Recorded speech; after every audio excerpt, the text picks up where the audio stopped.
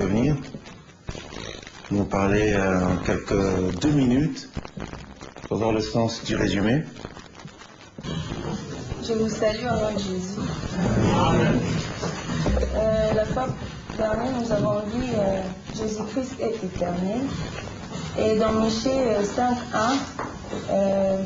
5.1, les passages en fait confirment que les temps n'ont pas précédé Christ, qu'il a de reste institué. Car tous ceux qui sont venus avant lui l'ont trouvé. Ils sont partis, ils l'ont laissé, et là où ils sont arrivés, ils l'ont trouvé. Et de même, les prophètes Ésaïe, plutôt Jean, d'abord, le confirme en disant que c'est lui qui viendra après moi, m'a précédé, car il était avant moi. Et de même, le prophète Ésaïe, dans Ésaïe 9, 5 à 10, un enfant nous est né, un fils nous est donné, et la domination reposera sur ses épaules, on l'appellera Amiral, conseiller, Dieu puissant, Père éternel. Et même les Écritures le confirment que Jésus-Christ est éternel, d'éternité en éternité, il est Dieu. Et aux Épîtres des Hébreux, chapitre 13, verset 8, la Bible dit aussi que Jésus-Christ est le même hier, aujourd'hui, éternellement. Et nous avons vu aussi Jésus-Christ est l'incarnation de l'éternité dans les temps. Et là, on a parlé en disant qu'il avait vécu avant la création. Et Dieu le Père l'appelait Dieu.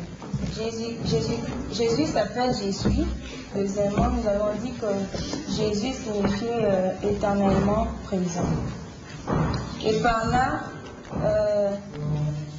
il est étonnant les Juifs par ses propos en disant qu'avant qu'Abraham même a tressailli de joie, tu sais qu'il verra les jours du Seigneur. Et les Juifs lui disent, toi qui n'as pas 50 ans, et tu as vu Abraham. Il dit avant qu'Abraham n'ait pris Jésus. Et après, nous avons vu la rencontre de Mamré. Par là, le Dieu de l'éternité. Et nous avons dit aussi comment l'Éternel apparaît à Abraham parmi le chêne de Mamré, à côté de sa demeure. Et là, nous voyons qu'il leva les yeux et aussitôt il voyait les 3 personnes en Dieu. Et nous avons encore vu les 3 personnes en Dieu qui est Dieu. Ici, la Bible nous parle de l'Éternel qui apparaît à Abraham. Et c'est un peu pareil à ce que je disais, lorsqu'il leva les yeux, il voit les 3 personnes à une seule. Et moi, nous avons vu Jésus-Christ et la postérité de la femme. Ici, nous avons vu dans Genèse 3,15, ces passages nous montrent la création du monde où l'homme pécha contre Dieu en désobéissant à sa parole. Et on ne peut pas justifier humainement son humanité car c'est par un prodige qu'il est né. Par là, nous avons vu aussi que Jésus-Christ n'était pas de cette génération, il est le pain de vie descendu du ciel. Et papa avait encore ajouté qu'il n'était pas de la généalogie humaine, parce que nous sommes de la généalogie de nos parents. C'est un peu tout ce que je veux. On peut acclamer le Seigneur. Merci Sandrine pour le résumé. Il faut être apte à faire le résumé à tout moment, parce que ces enseignements, c'est pour la vie. Nous apprenons à connaître Jésus pour bien l'adorer. Si vous connaissez, si vous maîtrisez ces enseignements, même lorsque vous vous présentez devant sa face pour l'adorer, vous allez bien exprimer votre adoration. Vous lui apporterez les paroles qui coûtent cher, c'est-à-dire des paroles qui valent la peine d'être prononcées devant le roi. Nous nous rappellerons toujours de David qui disait « Il faut que mes paroles lui soient agréables ». On apprend à connaître le Christ selon que la Bible nous le présente et selon que l'Esprit de Dieu nous le révèle. Mais une fois que vous êtes devant la vérité qui présente Jésus-Christ dans son éternité, dans sa divinité, il faut saisir cette vérité et le proclamer. Ce n'est pas pour entendre seulement. C'est pour que lorsque vous êtes devant sa face, vous ne soyez pas redondant autour des mots, des mêmes mots. Vous ne savez pas comment passer 5 minutes à parler au cœur de votre maître. Vous devez avoir les mots qu'il faut. Et ces enseignements nous donnent la matière qu'il faut pour que nous puissions les déverser devant la face de notre Dieu. Ça, c'était le premier point. Parmi les 4 attributs de Dieu, on avait dit le premier attribut, on va citer Dieu est éternel, et puis Dieu est omniprésent, Dieu est omniscient, et puis il est omnipotent. Mais on va prendre le deuxième point aujourd'hui. Jésus-Christ est omniprésent. La fois passée, on a dit qu'il était éternel. Nous avons justifié bibliquement qu'il était éternel sans chercher à le prouver parce qu'il l'est. C'est l'évidence qui s'exprime. Aujourd'hui, nous allons aborder le deuxième point qui spécifie que Jésus-Christ est omniprésent. C'est-à-dire, il est partout à la fois. La Bible dit, il remplit la terre par sa présence. C'est-à-dire, la terre même ne peut pas contenir la présence du roi. Et même plus loin, la Bible dit, les cieux des cieux ne peuvent pas contenir la grandeur de notre Dieu. Alléluia. Et toute la terre est remplie de sa gloire. Ça, c'est la vérité qui te montre que Jésus-Christ est partout à la fois. Il est en même temps au ciel et il est en même temps sur la terre, partout. Vous n'irez pas quelque part sans que la présence de Christ ne soit manifestée.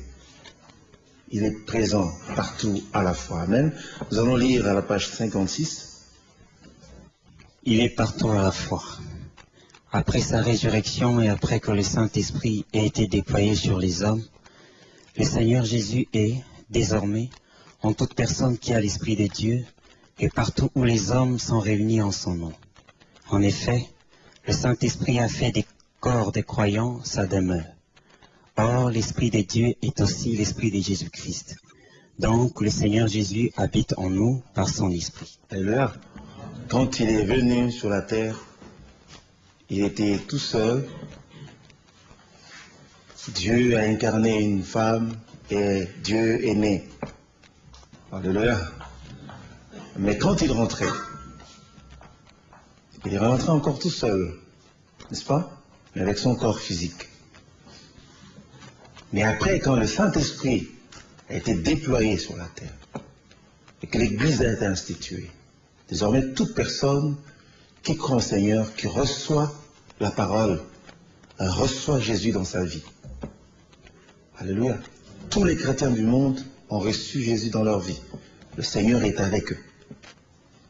Partout où ils sont, Christ est avec eux. Dans le moment où nous parlons, Christ est répandu partout. Il est partout à la fois. Le diable n'est pas omniprésent. Ne croyez pas que le diable est partout à la fois. Non. S'il est à Kikwit, c'est qu'il est en train de faire une opération diabolique à Kikwit. Il ne peut pas se retrouver en même temps à 2 endroits. Non. Ça, c'est l'attribut divin. Aucun ange n'est omniprésent. Aucun homme non plus. Il n'y a que Dieu qui l'est. Alléluia. Donc partout où les hommes se réunissent en son nom, il est là. Croyez que nous ne sommes pas les seuls à avoir Christ. Vous n'êtes pas les seuls à avoir Christ. Tous les chrétiens du monde ont chacun Christ en eux. Ce qui fait que l'équation du diable devient de plus en plus compliquée. Il avait affaire au seul Seigneur quand il était encore sur la terre. Mais après qu'il a été glorifié, il s'est répandu dans tous les cœurs qui le recevraient. Donc la tâche du diable devient encore beaucoup plus compliquée. Les démons ont encore la tâche beaucoup plus facile. Parce que partout il y a un chrétien, le royaume des ténèbres tergiverse. Nous allons continuer la lecture. Rapidement, je voudrais vraiment savoir vous donner le micro. L'omniprésence de notre Seigneur est remarquable à ces jours, car il est partout où son nom est invoqué, et cela en même temps. Il est à l'œuvre avec efficacité à chaque endroit où sa parole est annoncée dans la vérité. Et avant ça, je voudrais qu'on lise 2 versets, Matthieu 18, 20 et Marc 16, 20. Pour prouver que ce que nous avons dit est inscrit dans la parole. Matthieu 18, 20. Matthieu 18, 20.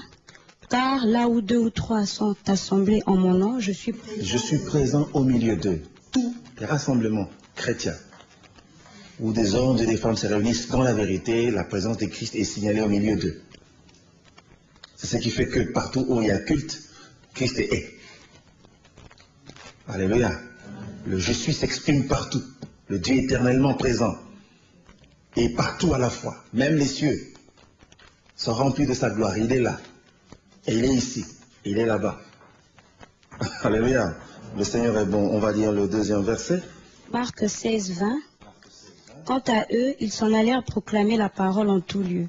Le Seigneur travaillait avec eux et confirmait leur prédication par des miracles qui l'accompagnaient. La Bible dit, ils s'en allèrent proclamer la parole en tout lieu.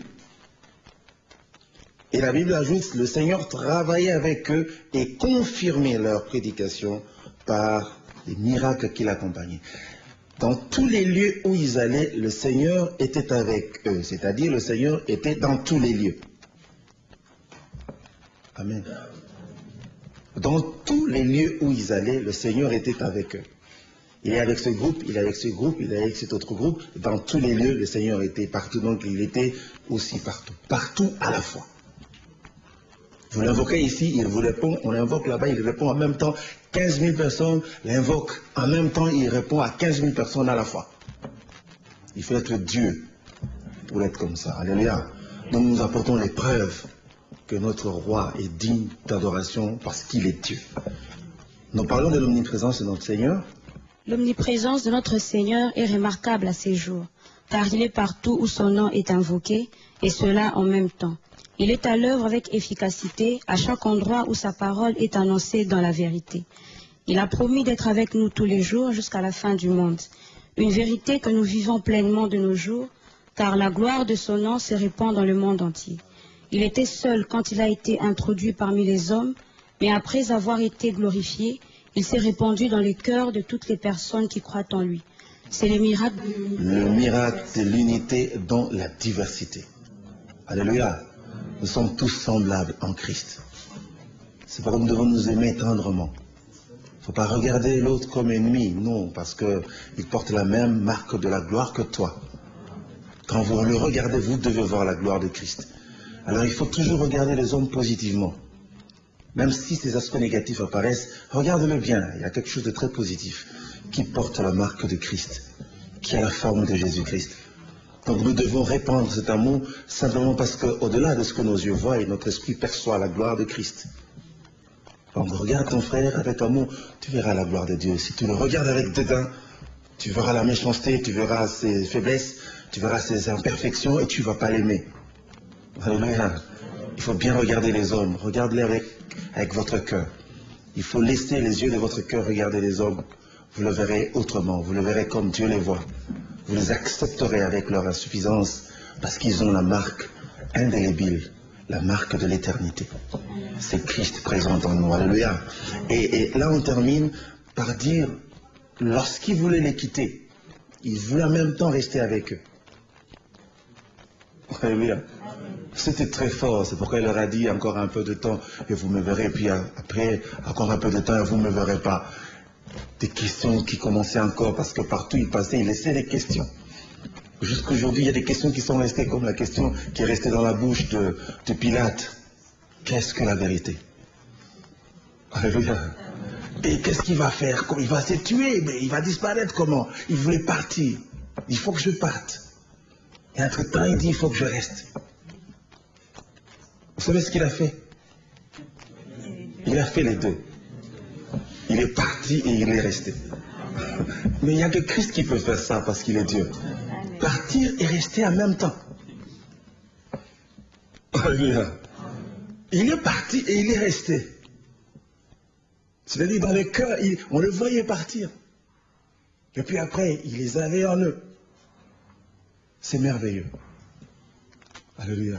C'est merveilleux. Cette réalité, nous ne pouvons la voir que de Christ, notre Seigneur. C'est pourquoi lorsque nous nous approchons de lui, approchons-nous bien de lui. Il faut lui dire ça. Seigneur, tu es parti et tu es resté. Les anges contemplent ta gloire. Les hommes aussi contemplent ta gloire. Les cieux ont reçu ta majesté. La terre reçoit encore ta splendeur jusqu'aujourd'hui. Il n'y a que Christ qui peut être comme ça. Alors lorsque vous vous approchez de lui, oh, faites-le bien. Nous avons la matière pour louer Dieu pendant des jours et des jours. Nous avons suffisamment la matière pour célébrer notre roi pendant des instants interminables. Ça, c'est le prélude de l'éternité. Nous accéderons à une adoration sans fin. Alléluia. Lorsque vous traitez avec Christ, sachez que vous allez aborder l'infini. Parce qu'il est éternel. Alléluia. Nous avons droit à connaître ces choses. Je pourrais dire, nous sommes obligés de connaître ces choses en tant que vrais adorateurs. On va continuer la lecture. Maintenant là, c'est le deuxième point, il est omniprésent. C'est inscrit dans notre tête et dans notre cœur qu'il est omniprésent, n'est-ce pas? Alléluia. Est-ce que quelqu'un n'a pas compris? Est-ce que quelqu'un n'a pas compris? Si vous n'avez pas compris, n'hésitez pas à lever le doigt pour dire « j'ai pas très bien compris ». Nous sommes dans une école. Nous sommes dans une salle de classe. Si vous n'avez pas compris et vous avez encore besoin d'un petit éclaircissement, posez la question. Parce que vous devez savoir que il est ici et il est là-bas. Oui, mon frère. Il s'appelle Gaylor. Merci beaucoup. En fait, je voulais savoir, nous avons vu que Jésus-Christ est omniscient, omniprésent plutôt, il est partout à la fois. Mais là, comment est-ce que la Bible nous dit encore qu'il reviendra bientôt? Donc celui qui est déjà là, mais il va encore revenir. Comment? C'est ça le mystère de sa grandeur. L'inexplicable rentre dans le cadre de sa grandeur. Son côté inexplicable, son côté mystérieux. Sinon, comment il peut aller et rester? Commençons-nous d'abord à nous donner des explications par là. Comment il peut aller et rester? Comment il peut monter et descendre en même temps et être partout? C'est ça le mystère. C'est ça qui prouve qu'il est Dieu. C'est pourquoi les anges l'ont dit. Pourquoi restez-vous à regarder comme ça? De la même façon vous le voyez monter, de la même façon vous le voyez descendre. Vous le verrez descendre. Alléluia. Ça c'est dans le mystère de manifestation de Christ en tant que Dieu. Alléluia. Donc il est au ciel, il est sur la terre. Il reviendra sur la terre. Personne n'a vu Dieu. C'est celui qui est descendu du ciel, le Fils de l'homme qui est descendu du ciel et qui est au ciel. Vous avez déjà lu? C'est mystérieux, non? Alors, respectons son côté mystérieux. Sinon, vous allez mettre Dieu dans votre poche, vous avez fini de comprendre Dieu, c'est fini. Non. Après avoir compris un aspect de sa grandeur, il y a encore un autre aspect qu'il faut comprendre. Et tant qu'on est vivant, tant que chaque jour on apprendra à le connaître. C'est pourquoi la révélation est progressive. Il ne faudrait pas dire je connais Dieu. Non. Si on explique ça, c'est qu'on a fini de le connaître. Donc il doit rester glorieux et mystérieux. C'est pourquoi Bamisalakana Nzambete.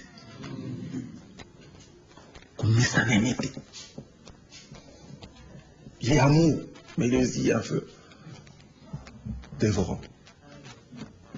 Alléluia. Il est Seigneur, même s'il nous appelle mes amis, même s'il nous appelle mes serviteurs, mes amis, mais il est Seigneur. Il est digne de notre respect. Donc il a un côté Dieu, un côté divin qui reste merveilleux. Et c'est ce qui nous pousse à venir chaque fois devant sa face. Sinon, si vous vous rassasiez de sa gloire, c'est fini, vous n'aurez plus besoin de sa gloire. Or, cette gloire reste encore un mystère que nous devons chercher à voir chaque fois. Moïse a vu la gloire et après il a dit « Fais-moi voir ta gloire ». Donc, tous dans nos cœurs, nous devons porter ce désir ardent de voir la gloire. Alléluia. Donc, il est là avec nous, croyez-moi. Le Seigneur est ici. Le fait que nous sommes réunis autour de son nom pour sa gloire, il est là. Quand vous allez partir, il est avec vous. Mais ne méprise pas celui qui va de l'autre côté parce qu'il est avec lui. En étant au ciel, il reçoit l'adoration de 24 milliards d'anges, des milliards d'anges, il reçoit. Vous êtes au temple, il est parmi vous dans votre temple, là, il est là. Adorez-le bien, parce qu'ailleurs aussi, le son de la louange monte, le son de l'adoration monte pour sa gloire. Gardons son côté mystérieux et adorons-le parce qu'il est le mystère vivant du Dieu vivant. Nous allons attaquer le troisième point. Jésus-Christ est omniscient. Omniscient, c'est-à-dire... Amen. On va faire la lecture. Il connaît toutes choses. Le cœur des hommes ne sont pas cachés devant lui et aucune pensée ne lui est inconnue. Il est la connaissance parfaite des dieux manifestée aux hommes. On va lire Jean 2, versets 24 à 25. Jean 2, 24 à 25. Mais Jésus ne se fiait pas à eux parce qu'il les connaissait tous et parce qu'il n'avait pas besoin qu'on lui rendît témoignage d'aucun homme, car il savait lui-même ce qui était dans. Alléluia. C'est pourquoi lorsque nous nous accédons à ce niveau de connaissance de notre Seigneur lorsqu'il nous donne ce degré de révélation qu'il avait. On n'a même pas besoin de procéder à la cure d'âme. On n'en a même pas besoin. Parce que nous lirons, nous verrons dans le cœur de celui qui est en face des choses qui se passent. Parce que beaucoup de démons ont trompé des gens. Vous allez à la cure d'âme, il vous raconte une histoire. Il vous dit c'est votre mère, tout ça. Vous allez suivre votre maman, vous commencez à regarder votre maman avec un regard très suspicieux. Vous dites non, non, non, non. Non, le démon vous a menti. Mais lorsque vous activez ce que Christ avait, la connaissance de Christ, vous avez l'esprit de révélation, personne ne va vous mentir. Saphira et sa femme sont venus avec un gros mensonge. Mais ils ne pouvaient pas mentir devant ceux qui avaient les yeux ouverts, les yeux de Christ. Quand Christ vient en vous, vous pouvez voir les choses cachées. Alléluia. Lui n'avait pas besoin qu'on commence à lui rendre des témoignages des gens. Il comprenait avant qu'on lui parle. Il voyait avant même de regarder. Alléluia. C'est pour ça que la Bible dit, les pensées sont encore dans nos cœurs que, ô Seigneur, tu les connais déjà. Il avait la connaissance parfaite. Il savait tout des hommes. Tu ne peux pas venir, Seigneur, écoutez. Non, quand tu parles, il réagit par rapport à ce qu'il y a dans le cœur. C'est pourquoi Dieu regarde au cœur, parce que c'est là que les choses sont cachées. Je vous ai dit l'autre fois que notre vraie identité est cachée en nous, n'est-ce pas? Si vous êtes vrai au-dedans, vous êtes vrai. C'est pourquoi vous pouvez vous présenter devant les hommes avec un aspect, mais devant Dieu, vous ne pouvez pas cacher l'aspect intérieur qui donne votre véritable identité. Si vous êtes faux, c'est du dedans que le faux s'exprime d'abord. Voilà pourquoi il regardait les hommes avec les yeux ouverts de Dieu. Il voyait leur cœur, il voyait ce qu'ils étaient véritablement. La réalité de ce que vous présentez et la vérité de ce que vous êtes peuvent entrer en contradiction par moment. Mais on ne trompe pas Dieu. Alléluia. Il n'a pas besoin de venir nous demander des informations. Dites-moi un peu, il est comment cet homme? Non, non, non. Il regardait, il voyait, il savait. Alléluia. Comment on ne peut pas adorer le Seigneur dans ce sens? Comment on peut manquer de mots pour lui dire qu'il est omniscient, qu'il connaît toutes choses. Avant que quelque chose ne se révèle, il connaît déjà. La Bible dit c'est lui qui place l'intelligence dans l'esprit et la sagesse dans l'âme. Il a tout le contrôle de ces choses. Alléluia. On peut continuer la lecture. Quand il regardait les hommes, il voyait leur cœur et savait parfaitement ce qui s'y trouvait. Il était la profondeur de la sagesse de Dieu. Il était la clé de la science et de la connaissance, et tous les secrets des énigmes et des mystères cachés étaient à sa portée. Tous les secrets des énigmes et des mystères cachés, des choses non encore révélées, des choses cachées aux hommes, c'était à sa portée. Alléluia. C'est pourquoi il posait des questions, c'était impossible de répondre. Il avait des réponses à tout, même aux questions qui n'étaient pas encore posées.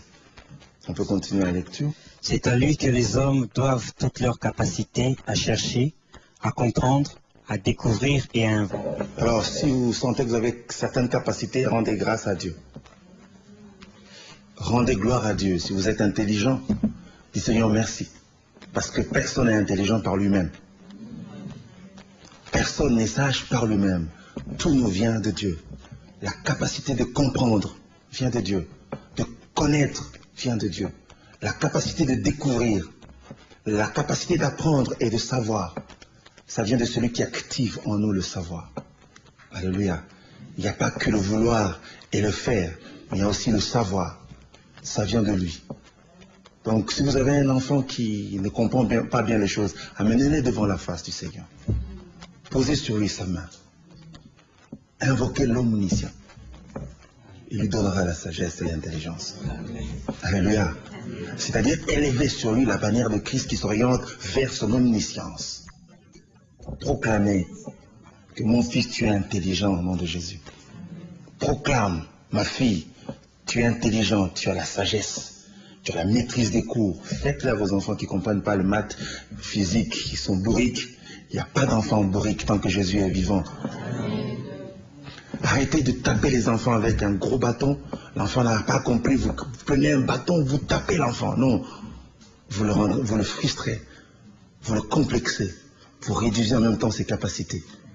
Si vous connaissez que la source de toute sagesse, de toute connaissance, c'est Christ, amenez-le au pied du Maître.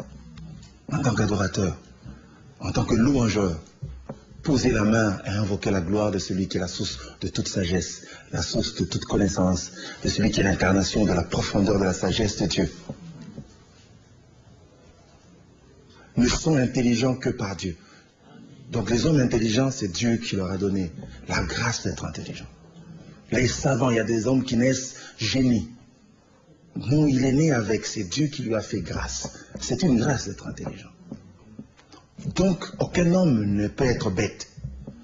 Non, non, non. Dieu n'a pas prévu. Dans son amour, il n'a pas prévu ces choses. Si quelqu'un donne l'impression qu'il ne comprend rien du tout, il y a quelque chose qui ne va pas. Ramenez-le au pied du Maître. Affectez-lui le divin. Ça va changer dans sa vie. Donc, pour nous, il n'y a pas d'alarme. Non, il n'y a pas de cri d'alarme, il n'y a pas d'alerte. Soyez calme lorsque vous détectez qu'à la maison, il y a un enfant qui ne comprend rien du tout, il ramène des zéros à la maison, ne vous alarmez pas. Prenez-le avec amour, jetez votre bâton, amenez-le au pied du Maître, la source de la connaissance. Vous verrez ce qui va se passer. Je peux vous donner un exemple. J'avais un enfant comme ça. Et au premier trimestre, 40, deuxième trimestre, 41, il a fait un effort, il a ajouté 1%. Il a quand même dépassé de 40 à 41, mais c'était rien. Je l'ai amené dans la présence de Dieu. J'ai mis ma main sur lui. J'ai élevé sur lui la bannière de Christ. J'ai proclamé l'intelligence sur lui, j'ai écrit la sagesse dans son âme. Quand cet enfant est revenu, il était le premier de la classe avec plus de 60. Alléluia. Ce sont des choses pratiques, mes frères. Même vous-même. Il ne faut pas haïr un professeur parce qu'il donne un cours qui vous dépasse. Non, il ne faut pas haïr un cours parce que bon, vous ne comprenez pas ce cours. Bon, vous haïssez le cours, c'est fini quand le prof entre, vous sortez. Non, non. Concentrez-vous. La source de la connaissance existe. Je m'adresse à tous les élèves, à tous les étudiants. Donc il n'y a rien qui va, même s'il y a un cours qui vous semble mystique, calmez-vous d'abord. La source de la connaissance, du savoir parfait, c'est Christ, vous l'avez. Alléluia. Inscris ton intelligence en moi, Seigneur. Ne laissez pas libre cours aux magiciens, aux occultistes, des gens qui vont invoquer les morts. Ils invoquent les savants qui sont morts. Ils commencent à invoquer leur nom. Oh, Einstein, Einstein. Ils commencent à invoquer les savants qui sont morts. Non. Vous avez l'être parfait qui est vivant. La source indéniable de tout savoir, de toute connaissance. La perfection manifestée. Oh, inscris l'excellence de ta gloire en moi. Je vais connaître. Vous connaîtrez. Alléluia. Et une fois, je devais passer un test. J'étais encore, à l'époque, j'étais gradué. On avait besoin de licenciés. L'institution, le responsable, c'était un blanc. Il dit, Alain, tu ne vas pas t'en sortir. Je connais le programme de graduat, je connais le programme de la licence. On cherchait à l'époque les comptables, etc. Alors j'ai dit, je vous en prie, laissez-moi quand même faire. Je venais de recevoir le Seigneur. Je venais de faire une autre expérience avec le roi. Je savais que je pouvais avoir des limites, mais mes limites n'étaient pas ces limites. Puis pas une soukate, ça je savais. Donc si j'arrive à la fin, lui au moins ne connaîtra jamais la fin. Donc s'il y a une question qui me dépasse, je sais que la réponse, c'est lui qui l'a. En tout cas, pour la circonstance, j'ai dit, je veux mettre l'omniscience de mon roi en jeu. On m'a fait quand même, on m'a accepté pour participer au test. On avait besoin de 50 personnes, c'est 3000 personnes. Je commence à faire le test. À un moment donné, ça bloque. Aucun début de réponse, aucun début de solution. Je ferme les yeux comme si je réfléchissais. Je ne réfléchissais pas. J'ai invoqué la gloire de l'excellence manifestée. J'ai invoqué la perfection en que j'ai dit, Seigneur, tu connais certainement la réponse. Ô esprit de révélation, Toi qui places l'intelligence dans les cœurs. Fais-moi connaître cette affaire. J'ai l'impression que les yeux s'ouvrent. J'ouvre une parenthèse pour vous dire, étudiez, vous qui étudiez. Il ne faut pas rester paresseux toute la journée et puis à la fin tu commences à... Non. Ça ne va pas réussir nécessairement. Mais pendant que vous travaillez, pendant que vous étudiez, invoquez la gloire de Christ sur vous, vous deviendrez intelligent. Vous savez, le quotient intellectuel peut se modifier. Le quotient intellectuel, ça peut se modifier. Et ça se modifie si vous invoquez celui qui est la source de toute intelligence. Alléluia. Et parmi les 50, j'étais là. Attention, chrétiens. Ils sont très puissants et ils sont très forts. Même lorsque tu as l'impression qu'il ne connaît rien, attention avec lui. Le diable le connaît, le diable a peur de lui. Donc quelque part, n'acceptez pas la dernière place. Vous n'êtes pas obligé d'occuper la dernière place. Et il y a une parole qui vous place à la tête et non à la queue. Alléluia. Dans notre pays, nous avons droit à l'excellence. Nous avons droit à la perfection. Le temps est arrivé où les sages s'élèveront au milieu de la nation. Nous aurons des inventions made in Congo. On n'a pas le choix. Parce que la gloire de Christ sera notre partage dans ce pays. Le royaume de Christ va nous conduire jour et nuit. Donc ceux qui étudient, étudiez bien. Étudiez avec un but. N'allez pas au cours simplement parce que vous avez l'habitude d'aller au cours, parce que papa vous a envoyé au cours. Non. Il faut aller au cours avec un objectif. Il faut vous dire, moi je vais inventer ça, je vais inventer ça, je vais inventer ça. Dieu vous donnera la capacité d'invention. Alléluia. Je voudrais fermer cette parenthèse pour mettre à notre cœur la réalité de l'omniscience de notre roi. Alléluia. Il est éternel, il est omniprésent, il est omniscient. Je vais rapidement qu'on passe au dernier point, Jésus-Christ. Est-ce qu'on peut lire 1 Corinthiens 1 verset 22, on va reprendre ça rapidement. Les Juifs demandent des miracles et les Grecs cherchent la sagesse. Nous prêchons Christ crucifié, scandale pour les Juifs et folie pour les païens, mais puissance des dieux et sagesse des dieux pour ceux qui sont appelés tant Juifs que... Jésus-Christ est la puissance de Dieu. Dans d'autres versions, il est la puissance éternelle de Dieu. Il y a la sagesse de ce monde, il y a la sagesse diabolique, mais il y a la sagesse de Dieu. Amen. Les autres vont chercher leur sagesse à leur manière. Mais nous avons notre sagesse qui est manifestée en Christ. Jésus-Christ est la sagesse de Dieu. Mais au-delà de la sagesse de Dieu, il est aussi la puissance de Dieu. Alléluia. On peut continuer la lecture. Jésus-Christ est omnipotent. Il est l'image vivante d'El Shaddai, le Dieu Tout-Puissant. C'est à main forte et bras étendus que Dieu a révélé aux hommes sa grandeur par Jésus-Christ. Il a incarné la toute-puissance des dieux pour soumettre à la fois les cœurs les plus incrédules. Est-ce qu'on peut lire Acte 8, à partir du verset 10? Acte 8, verset 10. Tous, depuis le plus petit jusqu'au plus grand, l'écoutaient attentivement et disaient, « Celui-ci est la puissance des dieux, celle qui s'appelle la grande. » Alléluia. La puissance ne peut se manifester qu'en Christ. Quand vous parlez bien, vous annoncez la parole de Dieu avec force, Christ se manifeste. Et la manifestation de Christ, c'est la puissance de Dieu révélée aux hommes. Amen. La manifestation de Christ, c'est la puissance de Dieu révélée aux hommes. La grande puissance de Dieu. La toute puissance de Dieu. La Bible dit qu'il est au-dessus de toute autorité. C'est-à-dire, il est l'autorité suprême. Il est au-dessus de toute puissance. C'est-à-dire, il est tout puissant. Au-dessus de toute force. Dans ce siècle ou dans le siècle à venir. C'est pourquoi même lorsque la prophétie l'annonce, on l'annonce déjà comme Dieu puissant. Parce qu'il était l'incarnation du Dieu puissant. La Bible a annoncé que sur la femme viendra et elle sera couverte par la puissance de Dieu. C'est pourquoi l'enfant qui naîtra sera appelé Dieu. Alléluia. Donc nous devons savoir remettre à Christ ce qu'il lui faut. Il est souverainement établi dans les attributs de la divinité. Il est la manifestation vivante des perfections invisibles de Dieu. On peut continuer la lecture. Il a utilisé le langage des signes, accomplissant miracles et prodiges pour apporter son royaume dans nos vies. Il a soumis toute la création à la loi du sublime. Il était la force qui régissait la puissance. La force qui régissait et la puissance qui régénérait. C'est-à-dire, par sa force, il avait le contrôle de toutes choses.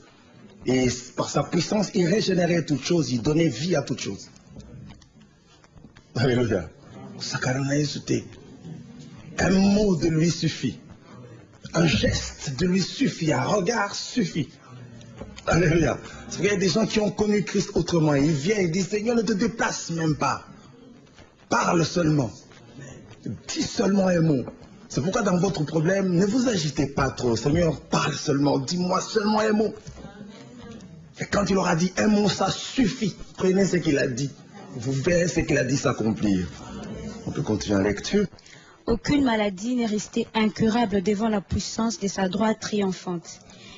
Aucune circonstance ne peut rester constante devant sa main puissante et agissante. Sa main est toujours puissante et sa main agit toujours. Alors, gare aux circonstances.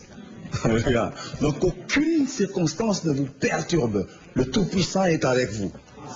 Et rien ne sera plus fort que lui parce qu'il est au-dessus de toute force. Rien ne sera plus puissant que lui parce qu'il est au-dessus de toute puissance. Il est au-dessus de toute autorité. Son autorité est suprême, au-dessus de tout pouvoir. Nous avons une référence sublime. Alléluia. Que rien ne vous perturbe. Christ est là. On peut continuer. Il était puissant en parole et en acte, et tout ce qu'il disait avec force. C'est pourquoi ce jour on est venu ces choses-là. La véritable puissance est en Christ. Les hommes forts sont les chrétiens. Paul et son ami ont bouleversé le monde. On les accusait, voici les hommes qui bouleversent le monde. Nous allons bouleverser le monde. Alléluia. On peut continuer. Il amena à la portée des hommes les perfections invisibles de Dieu et sa divinité. Les perfections de Dieu sont invisibles. On parle des perfections invisibles de Dieu. Christ les a rendues visibles. Alléluia. Ceux qui le voyaient glorifiaient Dieu. Comment une telle puissance peut sortir de cet homme? Mais il incarnait la puissance de Dieu. C'est pourquoi ce qui vient par la suite, nous disons Jésus-Christ était naturellement surnaturel. Il était naturellement surnaturel. C'est-à-dire, quand il faisait un miracle, c'était normal pour lui. Oh, nous devons vivre des miracles chaque jour, croyez-moi. Si vous croyez que vous pouvez accéder à ça, vous y accéderez. Il vivait naturellement le sublime. Tu vois quelqu'un qui vient, l'eau est là, la mer commence là. Les eaux de la mer commencent ici, les vagues sont là. Un homme normal, qu'est-ce qu'il fait quand il arrive? Devant les vagues de l'eau, au bord de la mer. Il s'arrête. Il cherche un transporteur. Il n'y a pas un bateau qui part, il n'y a pas une pirogue, il n'y a pas une barque. De la même façon, il pouvait monter dans une barque. De la même façon, il pouvait se passer d'une barque. Lorsque ces hommes glorieux avaient l'intention de démontrer la gloire de Dieu quelque part, ils pouvaient se passer de tout ce que les hommes peuvent attendre. Et il venait comme si de rien n'était. C'est comme si la mer n'existait pas. Il a commencé à marcher. La surface des eaux s'était solidifiée parce qu'il recevait la puissance manifestée de Dieu. Alléluia. Mais quand vous le louez, vous le mettez, dites-le lui, non? Alléluia. Dites de lui. Personne ne... Je ne vous demande pas d'aller au bord du fleuve. Il y a 3 jeunes gens qui se sont comme ça enfoncés au fond des eaux, ils ne sont plus remontés. Mais quand l'Esprit de Dieu te dit va, va. Quand l'Esprit de Dieu te dit parle, parle. Alléluia. Oh, nous avons un Seigneur merveilleux. Et ça, c'était naturel pour lui. Vous savez, un acte naturel, c'est tout ce qu'un homme peut faire selon les capacités normales et naturelles qu'il a reçues en naissant. Or lui, il vivait le ciel et la terre en même temps. Alléluia. Il vivait en même temps le ciel et la terre. Il était l'intersection entre le ciel et la terre. Il est venu investir en nous le divin pendant que nous n'avions que l'humain. Alléluia. Quand vous accédez à ces réalités, vous pouvez faire comme notre maître. Il n'y a plus d'obstacle. Même quand les yeux voient un obstacle, vous n'êtes pas obligé de remarquer les détails de cet obstacle. Voyez loin. Derrière l'obstacle, il y a une grande ouverture. Foncez.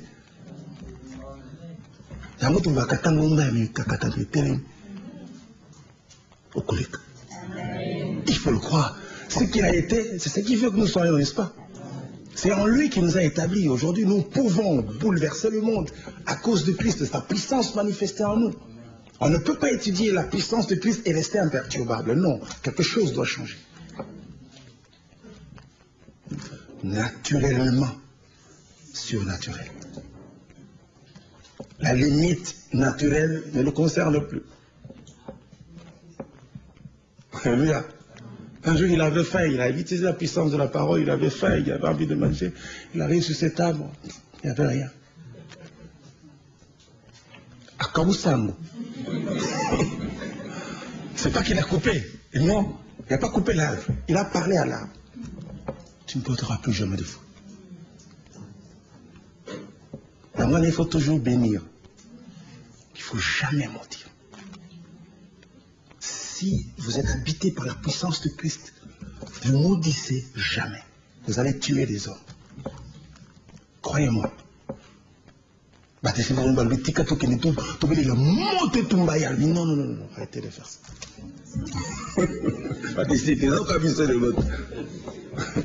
Mais je suis trouvé la moto. Je suis très bango qu'il faut pas tirer à Kosaka. Après la bango, non, tu sais la moto. Au papa, on a qu'au papa. Écoutez, si on n'utilise pas ces instruments de gloire, nous ne verrons pas la gloire non plus. Il faut à un moment donné que Christ règne. Et pour que Christ règne, ceux qui ont Christ doivent se lever. C'est pourquoi on est les adorateurs. L'adoration, c'est une vie. Quand on prononce ça, on exalte la puissance de Christ, nous devons savoir manifester cette puissance dans notre vie. Si vous élevez l'amour de Christ, vous exaltez son amour, nous devons savoir apporter les preuves de son amour dans notre vie de chaque jour. Donc nous devons vivre dans l'amour. Si vous exaltez sa sainteté, nous chantons sainteté à Dieu, sainteté à l'Éternel, sainteté, sainteté. Nous devons savoir apporter les preuves de sa sainteté par la sainteté de notre vie. Donc quand on exalte la puissance de Christ, son omniscience, il faut absolument que nous puissions marcher dans la puissance, parler et voir les choses s'accomplir. Au Kangi et Kangami, après tout, c'est à nous qu'on a donné ces clés. Ça, c'est la puissance manifestée par la parole.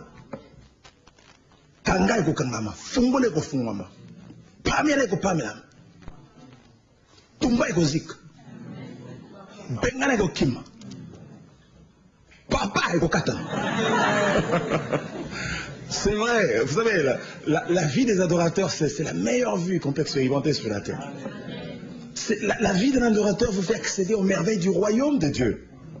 C'est pourquoi il a dit, le royaume vous est donné, petits enfants.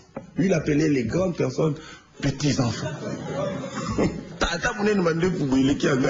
Il lui dit, petits enfants, vous avez reçu le royaume. Alléluia. Mais nous avons un roi redoutable. Et quand on parle de son omnipotence, croyez-moi, il est plus puissant que tous. C'est pourquoi on dit sa toute puissance. Il y a des toutes petites puissances comme ça. Un démon, il croit qu'il est puissant. Un sorcier, il croit qu'il est puissant. Il n'est pas puissant. Nous sommes plus puissants qu'eux parce que Christ habite en nous. Si on croit à ces choses, nous allons bien le louer d'abord à cause de notre position en lui. Et puis nous allons agir autrement. Ne vous agitez plus désormais. La puissance de Christ nous accompagne. On peut continuer. Jésus est naturellement surnaturel. Il était le reflet de la gloire de Dieu et l'image visible du Dieu invisible. Et dans la démonstration de l'éclat de sa magnificence, il pouvait leur dire, si vous ne croyez pas à ce que je dis, croyez au moins à ce que je fais. Parce que ce qu'il faisait était puissant, mais ce qu'il disait aussi était puissant. On continue la lecture. Depuis que le monde existe, rien de tel n'avait paru aux yeux des hommes, car Christ avait ramené pratiquement le ciel sur la terre. Amen. Hein? Les réalités inconnues aux hommes encore jusque-là. Il les a ramenés à l'existence. C'est pourquoi il pouvait leur parler du ciel calmement. Ça les dépassait. Tous les juifs, tous les sacrificateurs avaient les connaissances qu'il fallait, mais ils n'avaient jamais la connaissance des réalités célestes. Parce que même le tabernacle, c'était l'image des choses à venir. C'était l'ombre du véritable tabernacle, qui est céleste. Or, lui vient de là.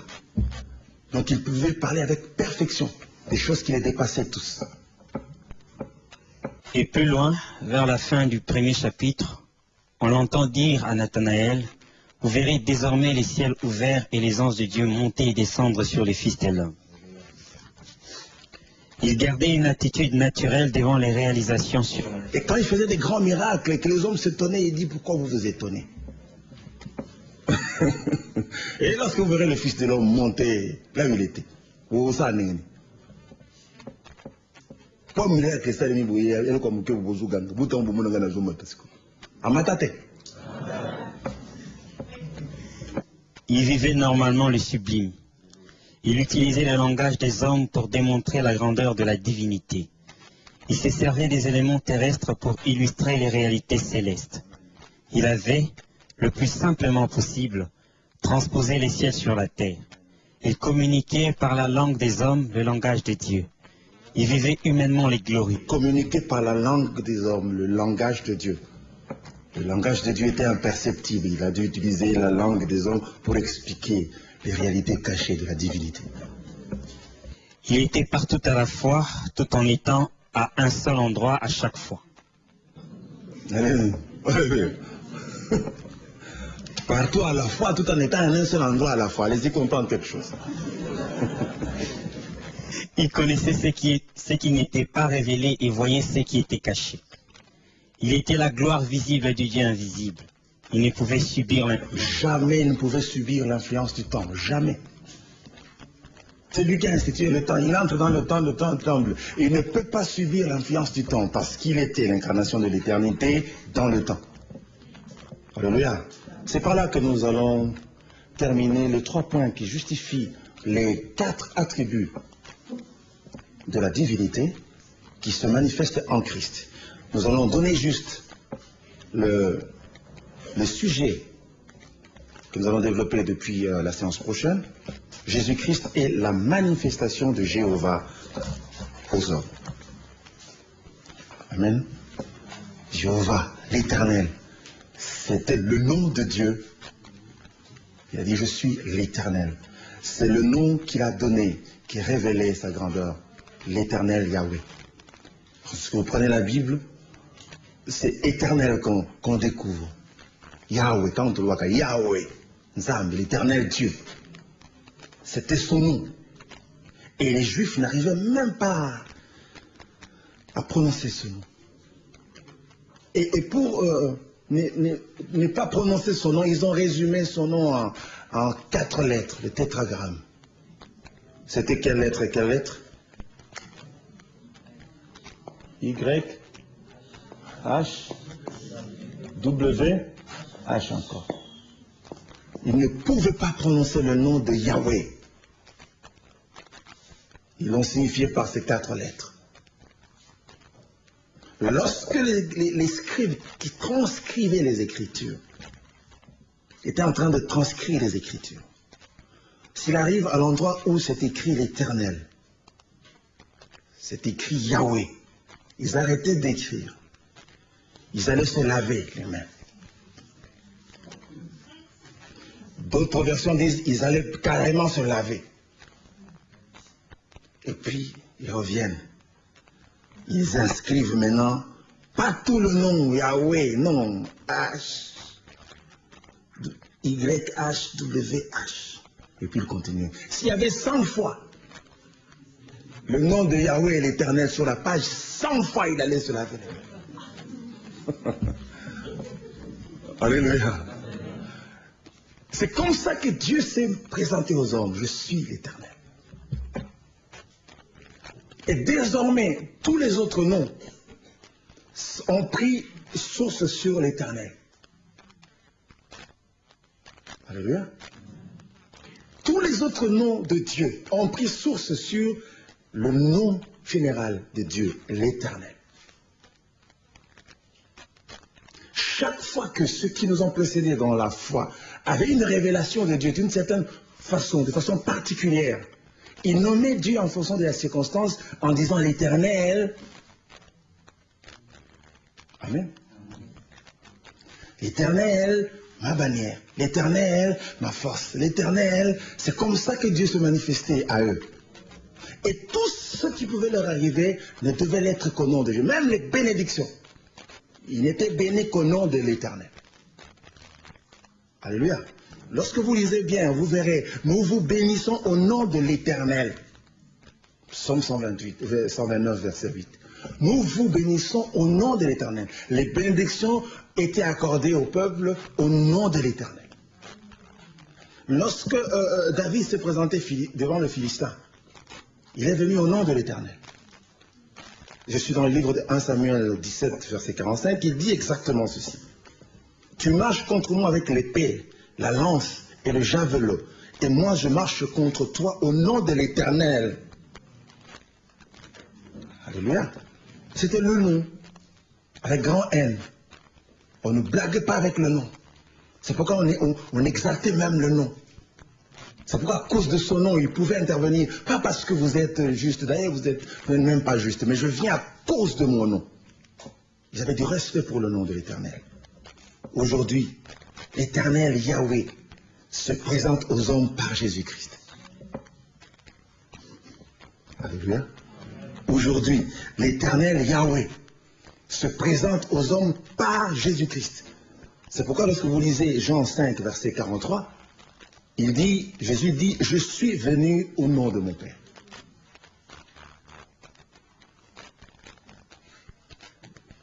Il a engagé l'Éternel, il agissait au nom de l'Éternel, parce que lui-même, c'était l'Éternel manifesté aux hommes. Alléluia. Aujourd'hui, il n'y a aucun autre nom qui nous est donné, dans le ciel, sur la terre ou sous la terre. C'est le nom de Jésus. Alors, nous avons compris que Jésus-Christ, c'est la manifestation de Jéhovah, l'Éternel Dieu, aux hommes. C'est pourquoi l'enfant a porté le nom de Dieu, Dieu parmi les hommes. C'est pourquoi Jésus-Christ a reçu le nom de sa mission, l'Éternel qui nous sauve.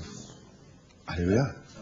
Et nous avons par la suite, et ça on va commencer la semaine prochaine, tous les noms, les attributs que Yahweh a apportés. Christ les a portés aussi. Et là, quand vous dites Yahweh Shalom, Éternel notre paix. Jésus-Christ est le prince de paix.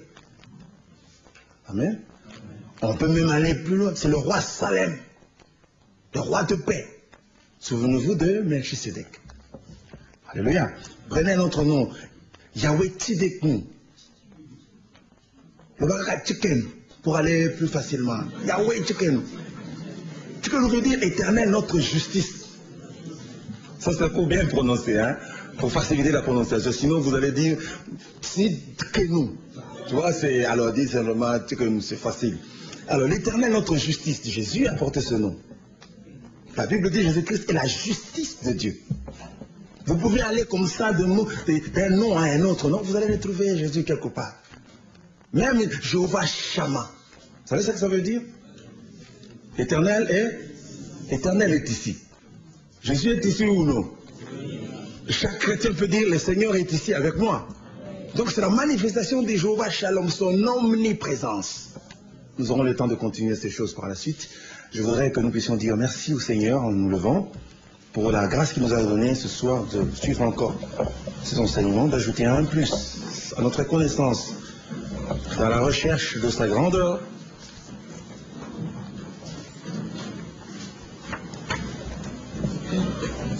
Et puis lorsque vous célébrez Yahweh Raha, c'est l'Éternel mon berger, et Jésus-Christ est le bon berger. Alléluia. succinctement, vous verrez que toutes les manifestations des Jéhovah ont été justifiées en Jésus-Christ. C'est pourquoi la semaine prochaine, nous allons commencer déjà à décortiquer les éléments de sa grandeur. Jésus-Christ est le bon berger. Ça, on va lancer pour la semaine prochaine. Jésus-Christ, le bon berger. Nous allons entrer dans les détails pour comprendre comment on va adorer le bon berger. Levons nos mains, levons nos voix, levons nos regards vers le Seigneur. Disons-lui merci pour ce temps qu'il nous a accordé. Alléluia.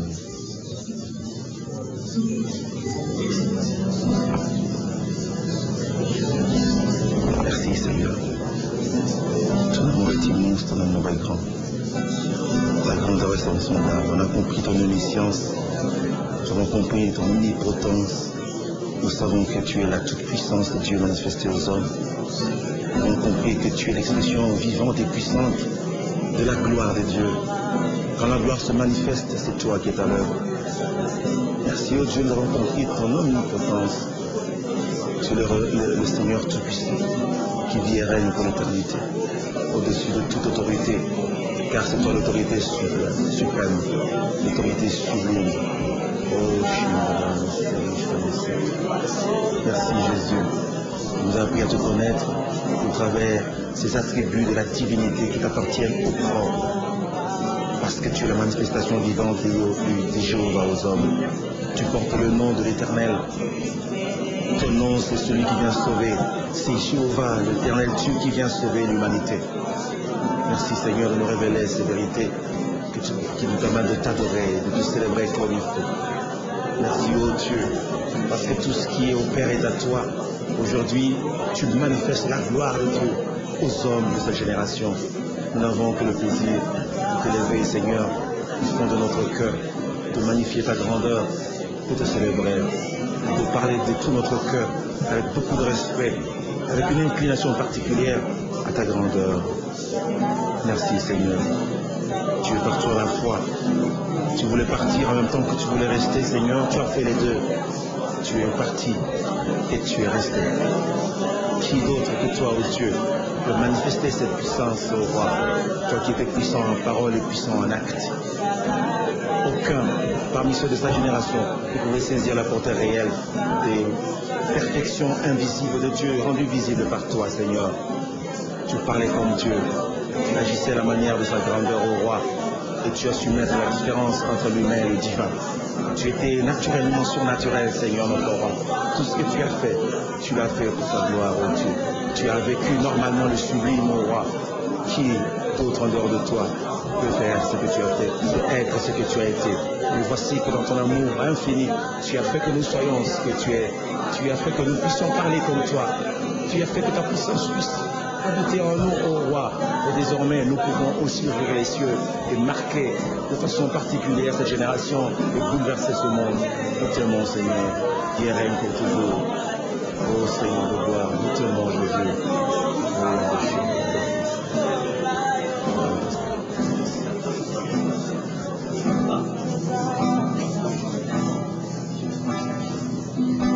Quelqu'un de nous peut se présenter ici, rendre grâce à Dieu pour ce temps qu'on a passé ensemble.